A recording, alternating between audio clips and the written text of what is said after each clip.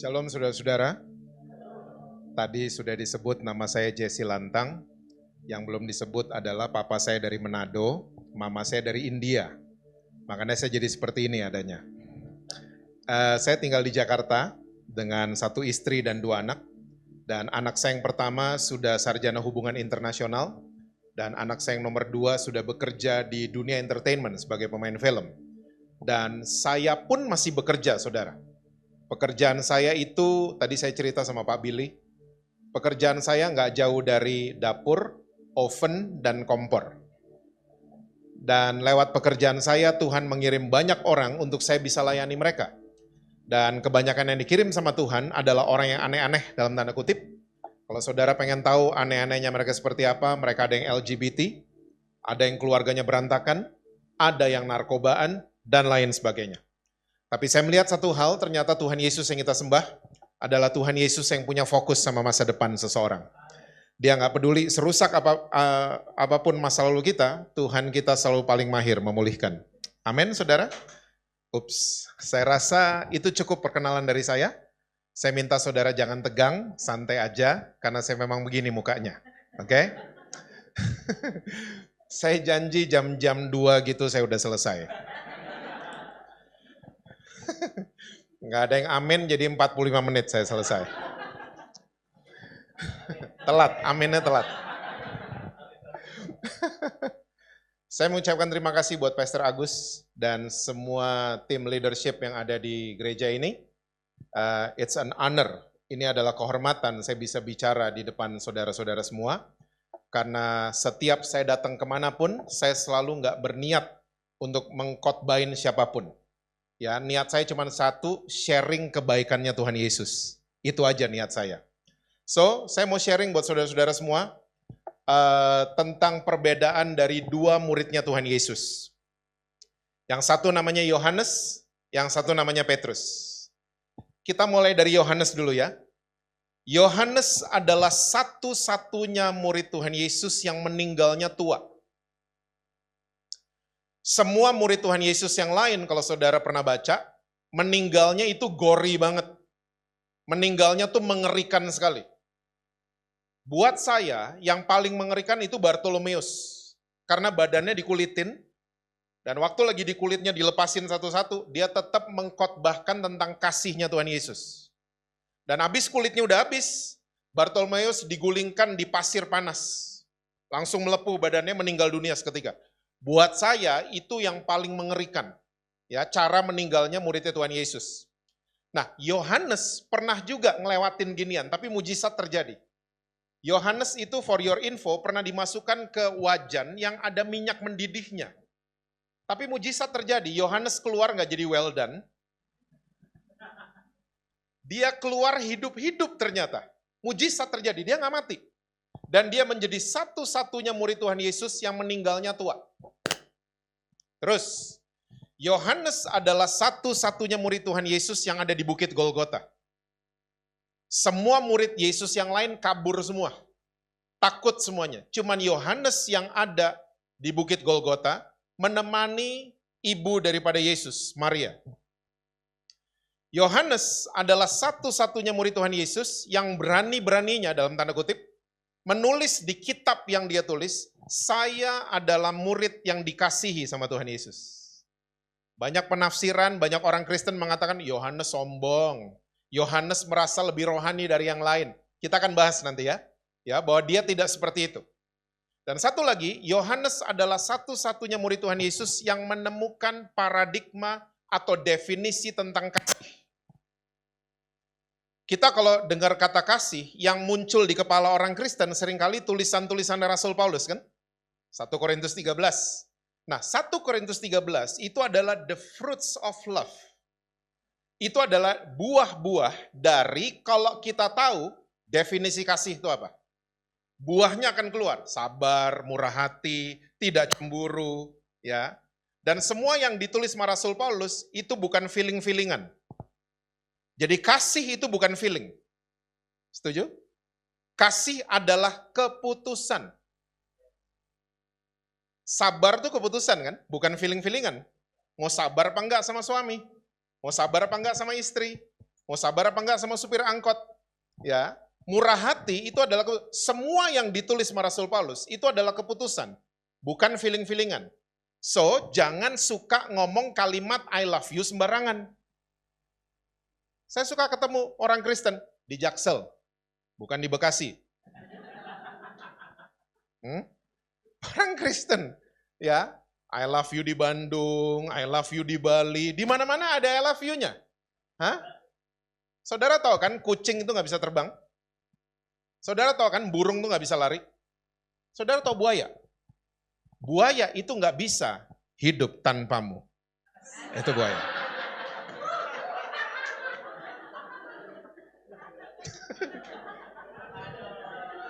Saudara terlalu tegang kayaknya mukanya. Ha? Dikendorin dikit lah skrupnya. Ha? Buaya angkatan darat tuh, angkatan darat. Suka tebar pesona. Ya. So, sekali lagi kalau kita ngomong I love you sama seseorang, berarti kita mengambil keputusan, saya mau sabar sama tuh orang. Saya mau murah hati sama tuh orang. Saudara bisa bayangin nggak, kalau Yesus sayang sama kita pakai feeling. Mati kita. On and off kan feeling. Kita tadi lagi nyanyi, tim praise and worship-nya udah keren banget, tiba-tiba malaikat turun di JKI Triple C Bekasi Barat. Stop nyanyi-nyanyi, Yesus lagi baper di atas. Gak pernah terjadi kan? Gak pernah terjadi. Gak pernah. Karena begini, apapun musim yang sedang kita lewati. Tadi WL kita kesaksian. Lagi ombak kek, lagi angin ribut kek. Apapun musim yang sedang kita lewati. Apapun stupid decision yang sedang kita ambil. Apapun keputusan bodoh yang lagi kita ambil 1 jam lalu. Yesus gak pernah unfollow kita kan? Yesus gak pernah unfriend kita loh. Dia gak pernah block kita. Ya, dia selalu sayang sama saudara dan saya. Karena kasih itu adalah keputusan, bukan feeling-feelingan. Nah, Yohanes yang menemukan definisi daripada kasih. Yuk buka sama-sama, 1 Yohanes 4 ayat yang ke-10. This is the definition of love. 1 Yohanes 4 ayat yang ke-10, Alkitab bilang begini, inilah kasih itu, bukan kita yang telah mengasihi Allah, tetapi Allah yang telah mengasihi kita, dan yang telah mengutus anaknya sebagai pendamaian bagi dosa-dosa kita. Simple banget ya. Ternyata definisi kasih adalah Tuhan sudah sayang sama saudara dan saya duluan. Bukan kita yang duluan.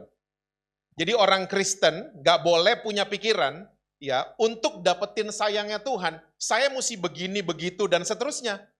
Enggak. Karena waktu kita masih dalam kegelapan, Yesus sudah sayang sama saudara dan saya. Dia udah duluan sayang sama kita semua. Jadi coba ya, passwordnya orang Kristen mesti diganti dari tekad jadi telah. Banyak orang Kristen selalu bertekad kan, saya bertekad gini, bangun pagi, mau doa pagi. Lama-lama kita burn out sendiri kan? Kok belaga lupa? Saya kayak gitu soalnya dulu. Waktu bertekad ini, itu, mau doa malam semalam suntuk dan lain sebagainya. Malah burn out. Ya, tapi waktu password dari tekad diganti ke telah. Saya telah disayang sama Tuhan. Saya telah dilayani duluan sama Tuhan. Saya telah diampuni duluan sama Tuhan. Saya telah diterima duluan. Semuanya duluan dia, bukan kita. Itu merubah semua landscape pelayanan saya. Itu merubah landscape cara saya berpikir. Karakter saya berubah dengan sendirinya. Waktu saya tahu dia duluan yang sayang sama saya. Dia duluan yang komit sama saya. Dia duluan yang taat sama saya. Nah, ini akan berdampak ke tipe pelayanan kita. Ini akan berdampak ke cara kita mendekati orang lain. Nah, saya akan kasih sebuah konteks yang sangat paralel dengan ayat ini. Yuk buka sama-sama 2 Korintus pasal yang ketiga.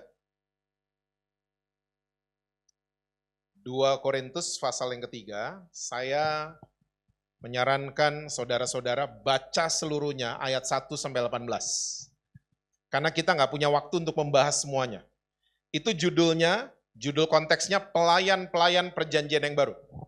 Gini ya saudara, saya ini lagi resah tentang era sosial media ini membuat banyak orang nggak cerdas konteks.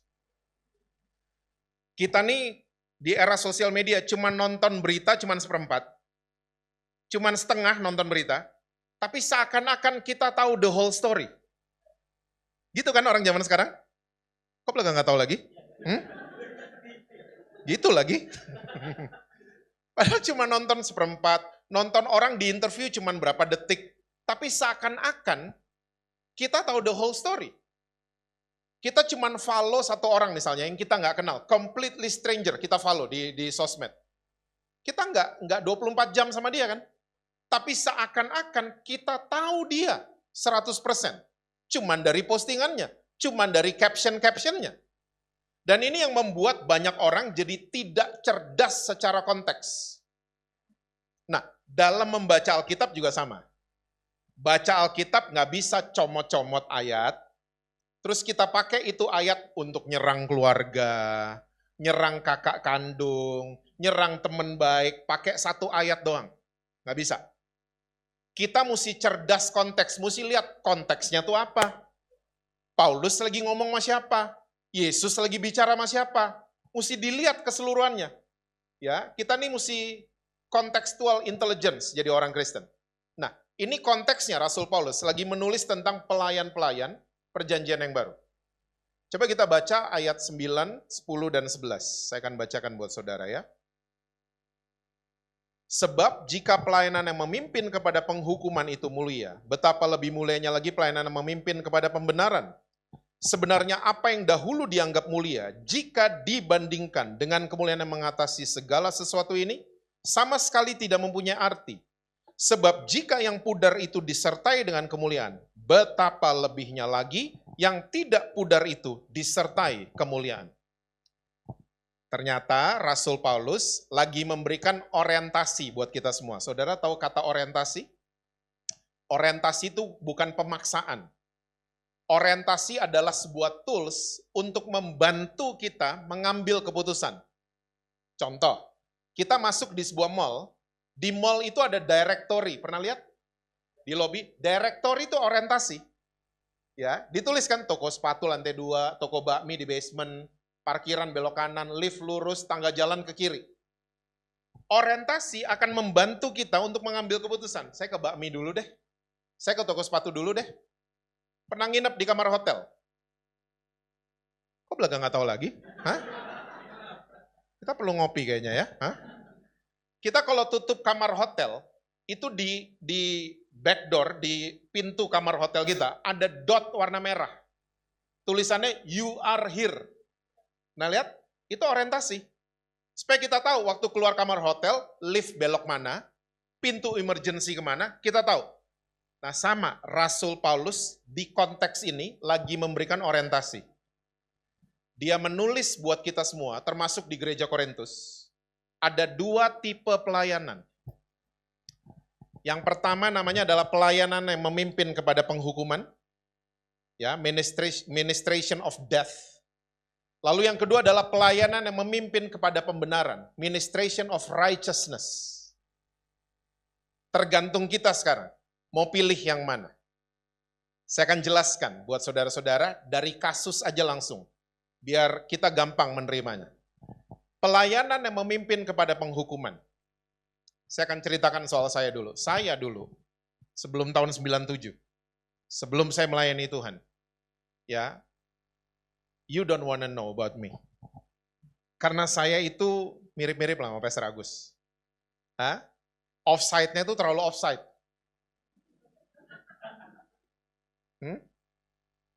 Saya tuh breakfast selama 11 tahun, breakfast. Itu cuman alkohol sama Marlboro Lights. 11 tahun. Makanya hari ini anugerah Tuhan, usus saya, lever saya dicek, itu gak kenapa-kenapa.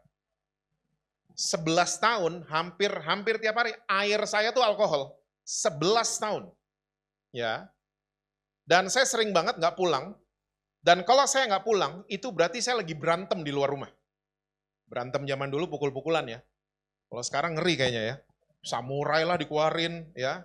kurang laki kayaknya. Hah? Dulu pukul-pukulan soalnya dulu. Nah, kalau saya lagi di luar rumah dan nggak pulang, saudara tahu nggak apa yang mama papa saya buat? Mereka selalu perjamuan kudus di kamar saya. Mereka tumpang tangan di bantal saya. Dan mereka itu nggak pernah hakimin saya, nggak pernah nggak pernah sama sekali.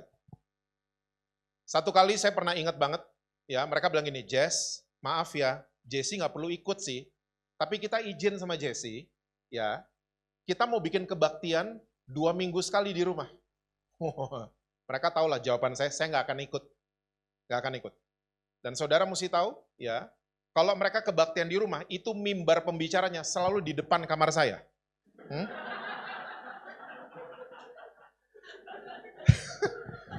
Saya yakin banget itu Roh Kudus yang nuntun mama papa saya. Mau nggak mau, walaupun saya nggak ingat, saya dengar firman Tuhan. Oke? Nah, waktu saya lagi kabur-kabur, saudara tahu nggak? Waktu saya lagi berantem lah, mabok di luar rumah segala macam. Tahu nggak di benak saya apa? Kalau ada KKR, saya mau ikut. Dahsyat nggak? Lagi mabok, lagi berantem-berantem, lagi minum-minum, yang dipikirin KKR. Siapa yang dahsyat? Mama papa kan? Ini karena doanya mereka nih pasti nih. Saya taunya baru kesini-kesini baru tahu. Ya. Dan awal 90-an, mungkin ibu-ibu dan beberapa kakak-kakak di sini tahu, di Jakarta hampir tiap minggu ada KKR. Yang Gen Z tahu KKR nggak sih? Hah? Nggak tahu? Kebaktian klasik rock. Bukan.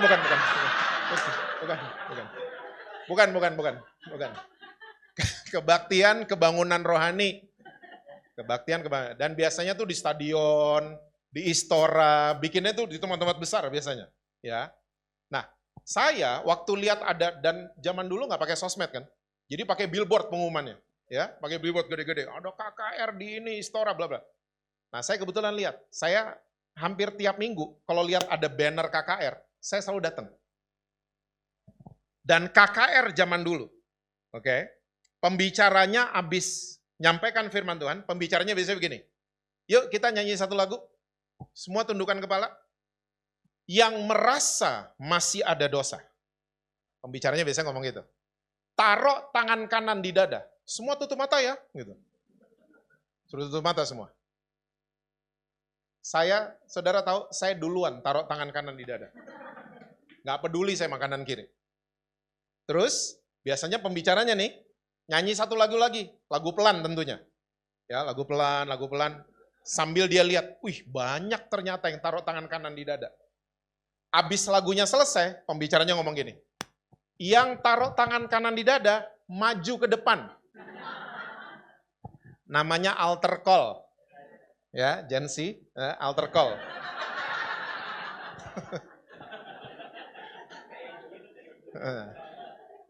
Altar call.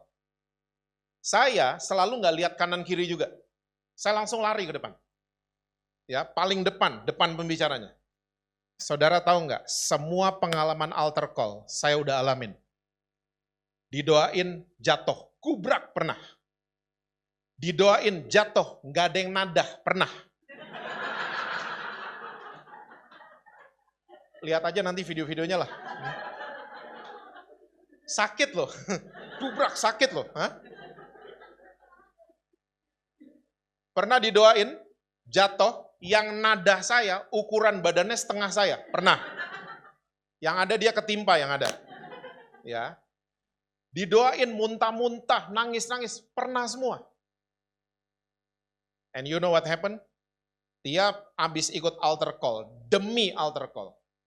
Altar call, demi altar call. Saya nggak pernah berubah. Saya tetap Jesse yang sama. Mabok-mabokan lagi, berantem lagi, ya, dan seterusnya. Ternyata inilah yang disebut sama Alkitab, pelayanan yang memimpin kepada penghukuman. Fokus pelayan Tuhannya adalah dosa dari orang yang dia lagi layani. Saya kayak gitu. 4 tahun saya mulai pelayanan tahun 97 sampai 2001, I was like that. Fokus saya sama dosa dari orang yang saya sedang layani. Contoh, Ada orang yang saya sedang layani, dia restoran owner. Restorannya nggak laku. Saya ngomongnya gini nih, ada dosa kayaknya yang lo simpen. Ngaku sama gue. Ngaku. Gue doain. Pasti nanti cuan. Pernah denger gak gitu-gituan? Ngaku aja, ngaku. Rumah tangganya kenapa-napa? Ngaku, lo pasti masih simpen dosa. Jadi fokus saya 4 tahun pertama saya melayani Tuhan adalah dosa dari orang-orang yang sedang saya layani. Kelemahannya mereka. Semua ketidakberdayaannya mereka. Itu di fokusnya saya. Ternyata surga gak pernah kayak gitu. Surga gak pernah fokus sama dosa. For your info. Surga selalu fokus sama korban. Bukan sama dosa. Dari Taman Eden, yuk kita mundur ya. Saudara soalnya mulai sadis matanya lihat saya kayaknya. Temennya Pastor Agus sesat kayaknya nih. Dari Taman Eden. Waktu Adam dan Hawa jatuh dalam dosa, mereka tutupin badan mereka pakai apa? Daun. Daun ara. Daun itu ada expired date-nya. Jadi kering itu daun. Waktu manusia bersalah, punya rasa bersalah, ya, sadar, punya awareness bahwa kita bikin dosa dan kita mau tutupin pakai usaha kita sendiri. Ingat tadi tekad sama telah? Pakai tekad kita sendiri, kering lama-lama. Makanya waktu Adam dan Hawa keluar dari Taman Eden, ganti bajunya. Kulit binatang. Kulit binatang berarti ada yang dikorbanin. Berarti ada darah yang ditumpahkan. Dan kulit binatang kalau dijadiin baju sampai hari ini selalu mahal harganya. Satu. Yang kedua, tulah ke-10 masih ingat? Itu destroyer ngelewatin rumahnya orang Israel yang ada darah dari korban. Emang orang Yahudi yang tinggal di dalam rumah itu baik-baik emang? Emang suami istri nggak berantem di situ? Badung-badung semua pasti kan? Orang Yahudi kelihatan kok waktu mereka lagi perjalanan keluar dari Mesir, kelihatan kan? Karakternya mereka kayak gimana? Tapi karena ada darah korban, dilewatin sama destroyer itu. Gak dibunuh anak sulungnya. Lanjut. Hukum Taurat. Waktu hukum Taurat disahkan mulai Keluaran 20, nanti kita akan bahas di kesempatan lain. Kenapa Tuhan kasih hukum Taurat buat orang Israel? Kita akan bahas nanti di kesempatan lain. Hukum Taurat waktu berlaku selama 1.500 tahun. Kalau misalnya ada orang Israel jatuh dalam dosa, misalnya Jesse Lantang bikin dosa, ya, saya ini mesti cari ya domba yang tidak bercacat celah dan dia tambun atau burung tekukur. Terus, ya, saya mesti bawa ke imam besar. Karena kalau saya nggak mengkorbankan korban bakaran, saya mati urusannya. Jadi kalau mau tetap hidup di zaman hukum Taurat 1.500 tahun, kita mesti cari tuh domba tambun. Cari Shopee, Topet, cari sampai ketemu. Belum ada ya. Payment, kurirnya datang, paket, datang, domba. Kita mesti cek. Kan nggak boleh ada cacatnya kan? Kita mesti cek waktu kurirnya nganter. Nggak ada cacatnya. Nah, saya yang baru bikin dosa, saya mesti bawa domba ini ke imam besar. Imam besar dari jauh waktu ngelihat Jesse Lantang datang on the way ke hadapannya dia, bawa domba. Imam besar tahu nggak saya bikin dosa? Tahu. Tapi waktu saya sampai di hadapan imam besar, saya nggak diinterogasi. Saya nggak ditanya, bikin apa tadi malam? Minum apa tadi malam? Macallan, Jack D, atau apa minumnya? Kamu berantem sama siapa? Saya nggak diinterogasi, tapi yang dilihat sama imam besar adalah korbannya. Dombanya ada cacat atau tidak. Oke, waktu dua-duanya agree bahwa ini nggak ada cacatnya, saya pendosa mesti nyembelih domba ini sekali di bagian leher. Sembelih. Terus dijadiin korban bakaran. Terus Jesse Lantang dinyatakan tidak berdosa untuk 1 tahun. Aturannya hukum Taurat. Come on. Hari ini saudara dan saya punya korban yang sempurna. Anak domba Allah itu sendiri. Dan dia disembelihnya gak cuma sekali, dia disiksa semalaman. Hancur semuanya. Ya, untuk apa? Mengkuduskan saudara dan saya sekali untuk setahun, selama-lamanya. Kalau surga fokusnya sama korban, why don't we? Kenapa kita fokusnya sama kelemahan sesama? Lihat orang Kristen kalau ngumpul, tunjuk-tunjukkan, merasa saya lebih kudus dari yang lain, merasa saya lebih benar dari yang lain, jadi gitu-gitu kan kita? Karena kita fokusnya sama dosa. Dan itu semua mulai dari intimidasinya iblis. Karena kita dosa, kita simpen dan main sandiwara di gereja. Iblis pakai itu. Karena orang yang menghakimi, karena dia simpan salah dalam dirinya, bukan karena dia rohani. Mau diulang? Orang yang senang hakimin orang lain, bukan orang rohani. Dia simpan banyak salah dalam dirinya. Dari Taman Eden kan? Ya. Waktu Adam ditanya, kenapa kau makan? Perempuan.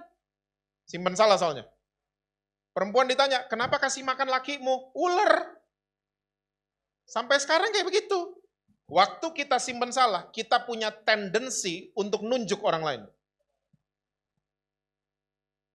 Kita fokusnya sama dosa. Kita nggak fokus sama Tuhan Yesus. Seharusnya fokus kita adalah saling mengasihi. Terus kita mulai percaya, Tuhan sanggup melepaskan saya dari semua belenggu. Seharusnya kita gitu orang Kristen. Nah, tipe pelayanan kita, soalnya tipe pelayanan yang memimpin orang pada penghukuman. Makanya kita fokusnya sama dosa jadinya. Ya, dan ini base-nya hukum yang tertulis, hukum Taurat dasarnya. Nah, Rasul Paulus kasih tipe pelayanan yang berikutnya. Namanya pelayanan yang memimpin kepada pembenaran. Ministration of righteousness. Saudara tahu pengertian righteousness? Posisi kita itu dibenarkan sama Tuhan Yesus. Kita dimerdekakan, tema saudara hari ini. Kita nih dimerdekakan sama Kristus. Nah, kenapa kita nggak kasih kemerdekaan itu sama orang-orang yang sedang kita layani? Kenapa kita kasih beban seakan-akan mereka salah terus gitu loh. Kita framing mereka dari masa lalu mereka. No, unfair itu namanya. Yesus nggak pernah framing kita dari masa lalu. Hah? Sekali lagi, ini cuma orientasi. Terserah kita mau pilih tipe pelayanan yang mana. Tapi pelayanan yang memimpin kepada pembenaran, itu dasarnya adalah hukum kasih karunia. Dasarnya adalah anugerah Tuhan. Ya, kita nganterin orang, ngalamin kebenaran, ngalamin kemerdekaan. Kita semua sama kan predikatnya orang-orang berdosa? Kok belaga nggak tahu lagi? Saya sama saudara sama lagi. Hah? Bukan berarti saya di balik mimbar ini saya lebih kudus dari saudara. Enggak. Kita sama-sama predikatnya orang berdosa yang dibenarkan oleh darah Yesus. Sama kita semua. Hah? Kita semua orang-orang berdosa. Bedanya satu ketahuan, satu enggak. Itu aja kan? Hah? Iya kan? Hah? Bedanya satu ngaku, satu enggak. Itu aja bedanya. Makanya kalau ada orang lagi ngomong aibnya sama saudara, mukanya di setel biasa aja.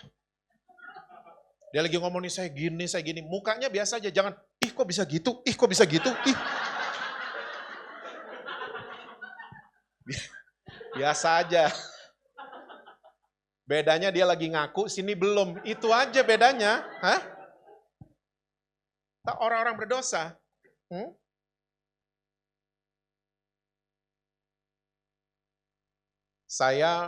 Tadi saya udah bilang, 4 tahun saya mulai melayani Tuhan. Kelakuan saya mirip sama orang-orang di Alkitab. Orang-orang Farisi maksudnya. Mirip banget. Saya selalu merasa diri saya paling benar, yang lain salah. Apalagi kalau doa puasa di puncak. Selesai doa puasa, turun gunung. Wih, Jakarta salah semua. Polisi aja salah sama saya. Saudara mesti tahu, kalau iblis nggak bisa membuat kita jadi orang jahat. Iblis akan membuat saudara dan saya jadi orang yang merasa paling benar. Sama jahatnya.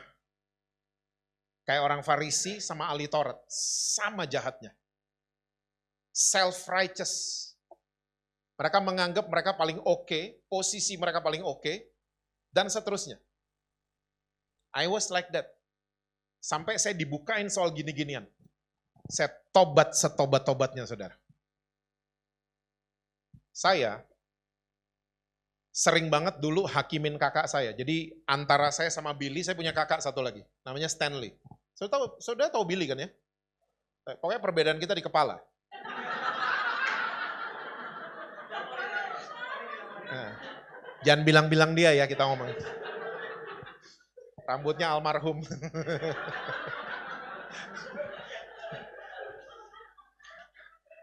Kasian dua anaknya. Nggak pernah lihat dedinya berambut. Itu celaan kami kalau lagi acara keluarga. Nah, antara saya sama Billy, saya punya kakak satu lagi. Kakak saya yang satu ini nggak pernah mau ke gereja dari dulu. Dan kalau dia lagi bermasalah, saya selalu nomor satu yang hakimin dia. Alkitab nggak punya, saya selalu gitu-gitu modelnya. Oke? Waktu saya dibukain gini-ginian, sekali lagi saya tobat setobat-tobatnya. Nah, kakak saya ini yang namanya Stanley, dia itu seneng nonton konser. Punya hobi nonton konser dalam dan luar negeri. Satu kali, tiba-tiba dia datengin saya. Ini barusan loh ini, 2016. Udah gak barusan ya. Udah 10 tahun lalu loh. Time flies ya. Udah 10 tahun loh. Tiba-tiba dia datengin saya, dia ngomong gini, Jess, ini Paul McCartney mau main nih di Melbourne. Tanggal berapa saya tanya? Tanggal sekian. Saya cek jadwal, kosong jadwal saya. Saya langsung bilang Mas Stanley, gue ikut. Dia bingung lah saya, loh, itu bukannya tim Hillsong? Iya Hillsong, tapi Beatles juga. Let's go. Dia kaget saya mau ikut. Karena biasanya saya ngehakimin dia kan. The whole trip, dia cuma bingung lihat saya. Apalagi waktu hari konser. Dia makin bingung, dia lihat Paul sama Jesse. Paul, Jesse. Karena saya nyanyi semua lagunya. Sampai Jakarta, nggak terjadi apa-apa. Tiba-tiba 2 bulan kemudian dia tanya lagi sama saya. Bukan tanya, pemberitahuan. Jess, ini Scorpions mau main loh di Singapura. Kayaknya saudara nggak tahu ya gini-ginian ya. Hah? Saudara Hillsong banget kayaknya mukanya. Hah? I am kidding. Saya bilang lagi Mas Stanley, gue ikut gitu. Dia bingung lihat saya, emang lo tahu lagunya? Tahu. Wind of Change, Rock You Like a Hurricane, tahu semua. Let's go. Singkat cerita, Stanley kakak saya hari ini jadi pribadi yang jatuh cinta sama Tuhan Yesus. Berubah hidupnya. Dia berubah bukan karena ditunjuk-tunjuk. Bukan karena ditakut-takutin. Bukan karena dibuka dosanya dan bukan. Dia berubah karena dirangkul. Dia berubah. Sama kan kita sama Yesus?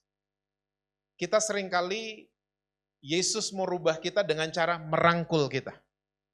Bukan menghakimi kita. Karena semua penghakiman, penghukuman, dan penuduhan sudah ditanggung sama Yesus di atas kayu salib. Berubah. Makanya saudara, kalau ada anggota keluarga saudara belum mau diajak ke gereja, nggak usah ajak ke gereja. Nggak usah, ajak makan. Dia mau ikut makan nih nanti 12:30 jam 1. Nggak usah diinterogasi, tadi jam 10 kemana? Kok nggak ada di gereja? Nggak usah gitu-gitu. Nggak usah. Kalau dia nonton Mens Rea, ngomongin Mens Rea. Nonton ya? Nonton. Jadi makan bubur diaduk atau dipisah? Diaduk, oh ya. Good. Yang dipisah psikopat, ya kan? Ya. Kan enak ya sama keluarga bisa kayak gini di meja makan, bener gak? Bisa nyantai, ketawa-ketawa, karena relate sama keluarga. Bukan dia datang diinterogasi, bukan. Dia senang musik, ngomongin musik. Dia senang sepak bola, ngomongin sepak bola. Kalau hidup kadang-kadang di atas, kadang-kadang di MU. Ups.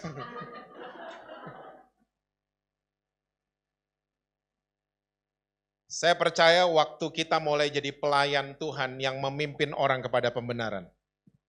Saya percaya janji firman Tuhan itu akan digenapi. Satu orang selamat, seisi rumah kita, Tuhan akan selamatkan. Amin, saudara? Yuk lompat ke ayat 17. 2 Korintus 3, ayat 17. Sebab Tuhan adalah roh, dan di mana ada roh Allah, di situ ada kemerdekaan. Makanya nanti baca seluruhnya. Merdeka di sini bukan merdeka bikin dosa. Tapi orang-orang yang mengalami anugerah Tuhan, mereka bisa merdeka atas dosa. Bukan merdeka bikin dosa. Tolong bisa dibedain. Karena anugerah Tuhan bukan license to sin. Kita cuma perlu jujur sama Tuhan.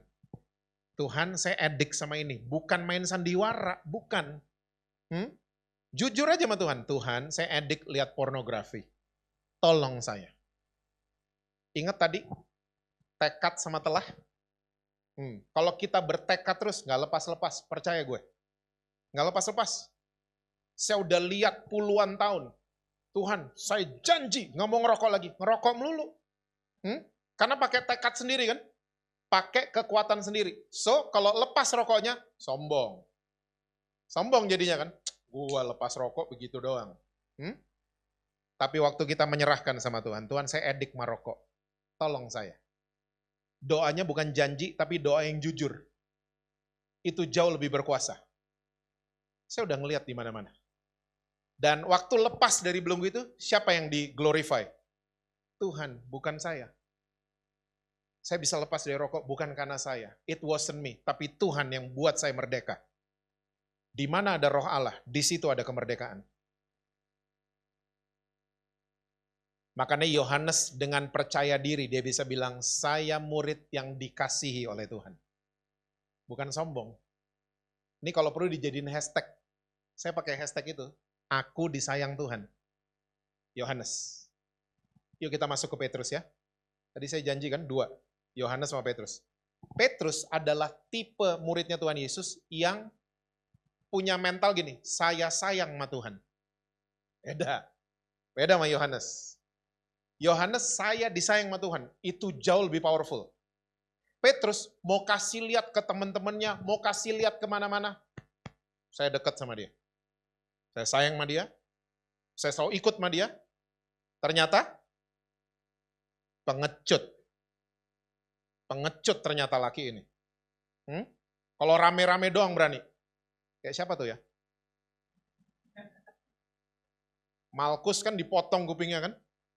Ada tuh zaman sekarang kayak gitu-gitu di Jakarta. Di Bekasi mungkin gak kedengeran. Sekumpulan orang yang mabok agama. Ya, sampai mau bunuh orang segala macam. Petrus. Yesus cuma number one wannabe selalu kan? Yesus cuma ngomong, anak manusia akan mati dan bangkit di hari yang akan. Saya mau mati juga dong. Petrus kan? Mau kasih lihat ke orang-orang, gue dekat sama dia. Tiba-tiba, cuman ditanya sama emak-emak. Gitu kan ceritanya? Cuman ditanya. Bener loh orang Indonesia, the power of emak-emak. Cuman ditanya sama ibu-ibu. Ya, kamu salah satu dari mereka kan? Laki ini beda sama Yohanes ternyata. Yohanes naik ke Bukit Golgota kan? Berani loh Yohanes. Petrus pengecut ternyata waktu udah sendirian. Pengecut? Enggak. 3 kali. Kamu kan sama dia? Enggak. Dia nyangkal Yesus. Ayam berkokok. Yesus liatin Petrus. Kata Alkitab, dia pergi menyesal, menangis. Dia menangis Petrus. Saya percaya, saya nangkepnya gini. Yesus melihat Petrus with full of love and forgiveness. Yesus nggak liatin Petrus.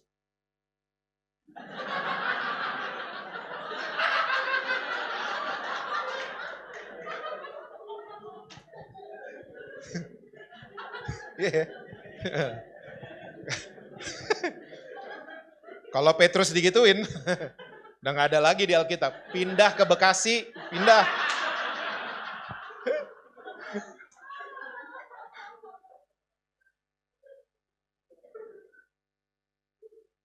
Dan saudara kalau baca Alkitab ya, sesuai konteks, Petrus tuh diem-diem dipulihkan sama Yesus kan. Yesus datengin Petrus, tersembunyi, nggak di depan. Yesus tahu ya kelakuan murid yang satu itu. Karena di depan orang dia selalu mau number one wannabe kan. Karena Yesus pulihkan dia waktu nggak ada siapa-siapa. Yohanes 21. Mereka lagi mancing di Danau Tiberias. Tiba-tiba waktu merapat, Yesus lagi making breakfast buat mereka. Yohanes yang kenalin, itu guru. Petrus langsung nyebur duluan. Pengen ketemu sama Yesus. Ini udah ketemu nih mereka berdua ya. Ini ketemu yang kedua kali. Dia sampai depan Yesus. Yesus di depan Petrus bersikap bukan sebagai pelayan Tuhan yang memimpin orang kepada penghukuman. Tapi Yesus di depan Petrus, dia kasih lihat dia adalah minister of righteousness. Dia nggak toyor Petrus kan, lo kenapa nyangkal gua? Hah? Kenapa? Hah? Dia nggak gitu-gitu modelnya. Hah? Sini, yang lain makan, kamu disiplin, sini, nggak makan.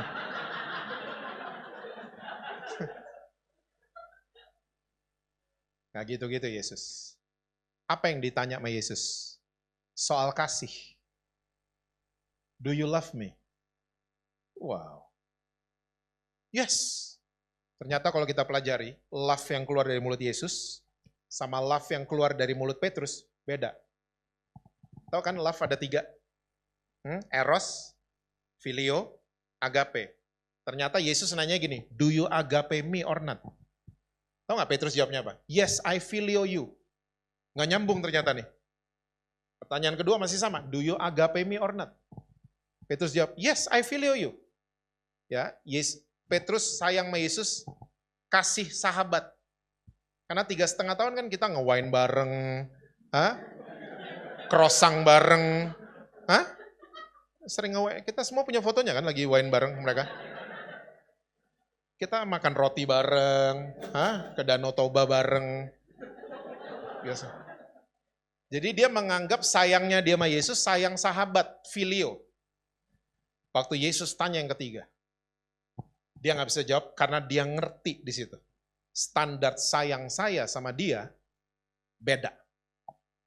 Agape adalah kasih yang tidak ada syaratnya. Do you love me? Petrus nangis. Well, if it's yes, kalau kamu sayang sama aku dengan kasih agape. Apa pesannya Yesus? Gembalakanlah domba-dombaku. Ternyata menggembalakan domba-dombanya Tuhan Yesus mesti pakai kasih agape, bukan pakai jari nunjuk-nunjuk. Itu kan? Mesti tanpa syarat menerima generasi hari ini. Tanpa syarat menerima anak-anak kita. Kalau mereka lagi masalah, tetap kasihi mereka. Kita selalu masalah kan sama Tuhan Yesus. Dia nggak pernah unfollow kita. Dia nggak pernah bilang, kamu. Dia nggak pernah nyerah sama kita. Dia selalu sayang sama kita. Kasih lihat sayang itu ke keluarga kita. Ke teman-teman kita. Ke teman SMA kita. Kasih lihat. Kasih yang nggak ada syaratnya. Saya kaget. LGBT bisa berubah. Cuman karena saya bilang, Yesus sayang sama kamu. Dulu enggak. Dulu saya bilang, kamu ya pakai bulu mata terus. Kamu neraka lantai 7 di bawah. Saya dulu gitu-gituin mereka. Sekarang waktu saya dirubah, nggak cuma Stanley aja. LGBT berubah. Nggak terpaksa, nggak dipaksa. Cuman karena dibilang, Yesus sayang sama kamu. Mosok sih gitu.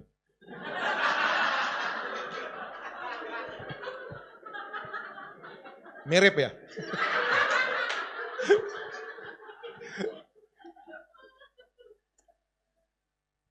Tiba-tiba minta dibeliin Alkitab, gak ada yang suruh. Tiba-tiba minta dibaptis, tiba-tiba mau ikut pemuritan. Tiba-tiba dilepas sendiri semuanya. Tapi kalau lagi ketemu mereka, percayalah, saya banyak makan hatinya. Few days ago baru terjadi. Ada LGBT di Bali, dia mau atur jadwal untuk dibaptis. Waktu ketemu saya, dandan. Ini ibu-ibu yang datang pagi hari ini lewat semua, lewat.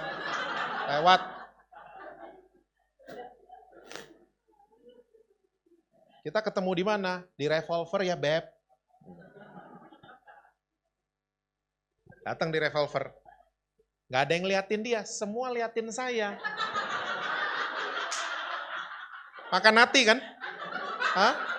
Dan saya tahu tuh muka-mukanya yang liatin saya. Saya tahu. Itu pacarnya tuh, itu pacarnya.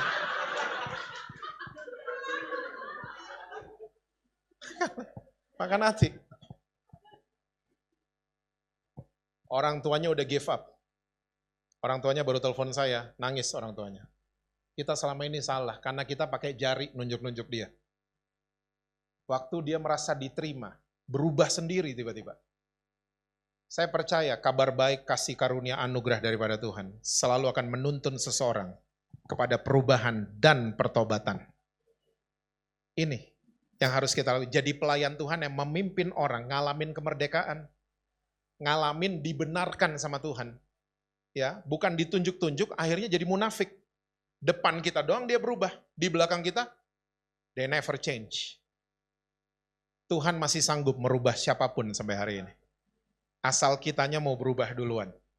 Ya, kalau suami bermasalah, berarti istri mau dirubah. Kok keberatan gitu kayaknya ya? Hah? Kalau istri bermasalah, berarti suaminya mau dirubah. Kalau anak-anak kita bermasalah, berarti orang tuanya mau dirubah. Ya, Tuhan selalu punya cara seperti itu. Ya. Dan ingat baik-baik, kalau Tuhan izinkan ada masalah, Tuhan udah siapkan jalan keluarnya. Satu paket ternyata masalah sama jalan keluar. Ya, berarti apa? Setiap ada masalah, kita kan yang mau dirubah. Itu tujuan masalah, udah ada jalan keluarnya kok. Satu paket sama jalan keluar. Ayat terakhir, Galatia 5, terus kita selesai. Galatia 5, ayatnya yang keempat, itu judul konteksnya kemerdekaan Kristen ya saudara. Galatia 5 ayat 4, kamu lepas dari siapa saudara? Kristus, jikalau kamu mengharapkan kebenaran oleh hukum Taurat, kamu hidup di luar, saya rasa ayat ini cukup jelas ya. Jangan lagi mengharapkan kebenaran yang datangnya dari hukum Taurat. Mulai harapkan kebenaran, karena kalau kita harapkan kebenaran dari hukum Taurat, kita salah terus. Hukum Taurat tuh kayak kaca. Cuman bisa kasih tahu kita salah, kita gini, ada jerawat, kayak kaca dia. Tapi apakah kaca bisa merubah kita? Nggak bisa. Dia cuma bisa ngasih tahu, sama kayak pelayan Tuhan yang memimpin orang pada penghukuman. Cuman bisa kasih tahu salahnya orang, tapi nggak bisa merubah orang itu. Ya. Nah, anugerah Tuhan punya kuasa untuk merubah seseorang sampai menjadi utuh kembali. Dan itu cuma Yesus yang bisa melakukan. Makanya saudara, kalau ada di gereja kita, di kumpulan kita, orang-orang yang beda sama kita dalam tanda kutip. Ya, justru itulah tujuan gereja kan? Bengkel. Pernah ketemu bengkel mobilnya benar semua? Nggak ada. Itu namanya showroom. Bukan bengkel. Gereja seringkali mau jadi showroom. Mau kelihatan bagus doang. Tapi waktu keluar dari showroom, gak berkualitas mobilnya. Karena cuma kelihatan bagus. Tapi kalau bengkel, keluar dari bengkel, karena udah diservis. Udah diservis. Mulai biasakan diri untuk ketemu sama orang-orang yang aneh-aneh dalam tanda kutip. Ya, kita juga orang berdosa kok. Ya, jangan pernah merasa superior, saya lebih baik dari kamu, saya lebih rohani. No. Saya percaya saudara akan lihat kemerdekaan demi kemerdekaan. Orang dimerdekakan oleh Tuhan Yesus. Oleh kasih-Nya Tuhan Yesus. Amin saudara. Tuhan berkati saudara-saudara semua. Selalu sukses, harmonis di rumah, dan rekening BCA, BNI, BRI, Permata Mandiri selalu penuh buat saudara. Kenceng banget kalau gitu-gitu nih. Saya minta dengan hormat Pastor Agus. Wow. Siapa yang diberkati Tuhan? Thank you so much, Pastor. Very, very powerful. Very powerful. Oke.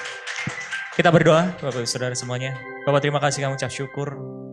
Pesan yang kau sampaikan melalui hamba-Mu yang kau urapi begitu, memberkati begitu, memerdekakan kami Tuhan. Bahwa bukan dengan kekuatan kami, bukan dengan akal pikiran kami, bukan karena tekad kami, tapi karena apa yang sudah Engkau perbuat, itu yang menyelesaikan. Apa yang Kau sudah kerjakan Tuhan, itu yang memerdekakan kami.